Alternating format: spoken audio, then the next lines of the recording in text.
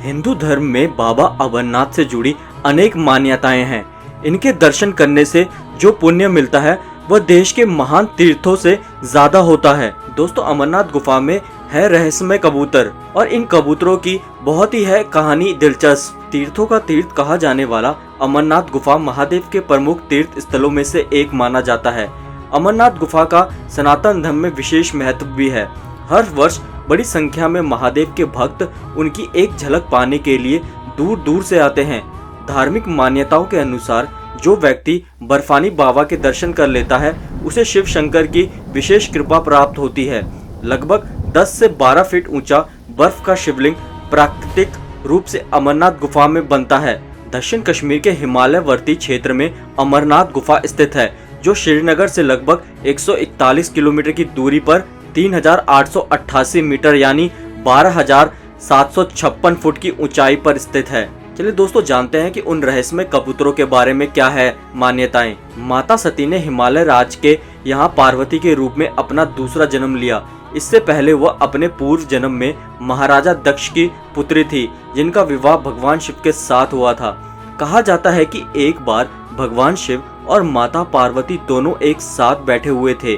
माता पार्वती ने भगवान शिव के कंठ में पड़ी मुंडमाला को देखकर बड़े आश्चर्य से पूछा, आप ही मुंडमाला क्यों धारण करते हैं? इस बात पर भगवान शिव ने उनकी जिज्ञासा को दूर करते हुए बताया कि उन्होंने जितनी बार अपने शरीर का त्याग किया है, भगवान शिव ने उतने ही मुंडमालाओं को धारण किया है।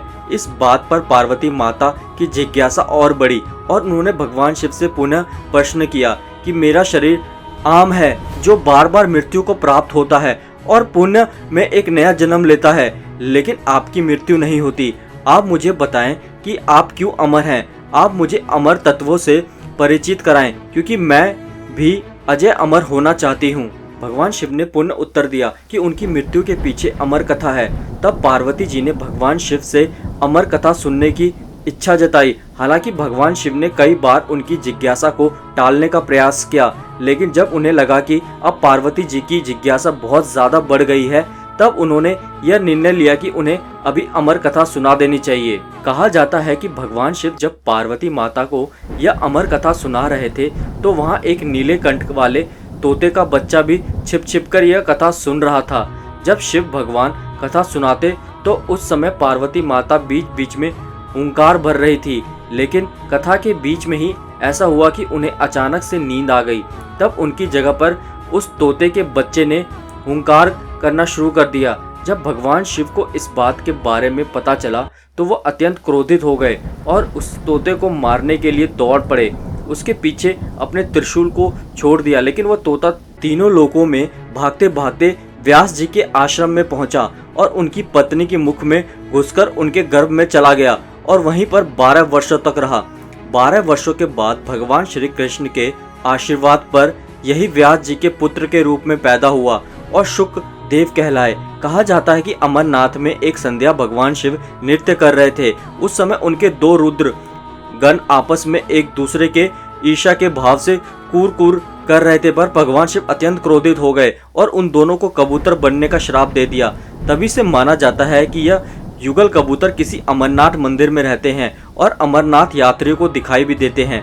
हालांकि कुछ लोग मानते हैं कि जब भगवान शिव पार्वती माता को अमर कथा सुना रहे थे, उस समय एक कबूतर के जोड़े ने उनकी कथा को छिपकर सुन लिया था, जिसके कारण वे दोनों कबूतर भी अमर हो गए हैं और आज भी इसी गुफा में रहते हैं और अक्सर यह युगल कबूतर तीर्थ यात्रियों को दिखाई भी देते हैं।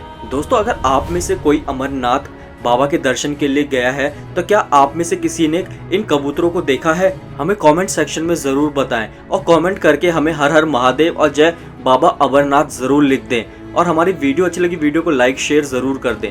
अगर अभी तक आपने हमारे चैनल को सब्सक्राइब नहीं किया है, चैनल को सब्सक्राइब करके बेल आइकन जरूर प्रेस कर दें, जिससे कि हमारी हर एक नई वीडियो की नोटिफिकेशन आपको मिल सके सबसे पहले।